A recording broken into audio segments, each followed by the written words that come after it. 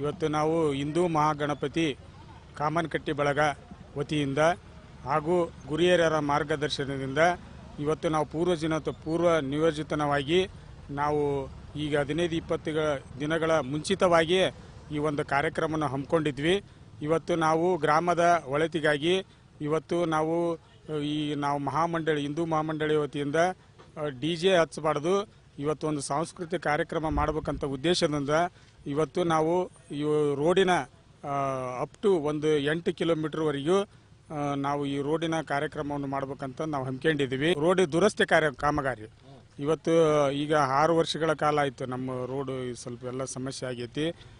ನಾವು ಮಹಾಮಂಡಳಿ ವತಿಯಿಂದ ಹಿಂದೂ ಮಹಾಮಂಡಳಿ ವತಿಯಿಂದ ಕನಿಷ್ಠ ಒಂದು 2 ಲಕ್ಷ 2.5 ಲಕ್ಷ ರೂಪಾಯಿ ನಾವು ಅದನ್ನು DJ ಹಚ್ಚೋಪಾದ್ಲು ನಾವು ಇದೊಂದು ಕಾಮಗಾರಿ ಮಾಡಬೇಕಂತ ನಾವು ಅಪೇಕ್ಷೆಯಿಂದ ಎಲ್ಲ ನಮ್ಮ ಬಳಗದ ವತಿಯಿಂದ ನಾವು ಹಮ್ಮಿಕೊಂಡಿದ್ದೀವಿ. ಇದನ್ನು 2.5-3 ಲಕ್ಷ ರೂಪಾಯಿ ಆಗ್ತೈತಿ.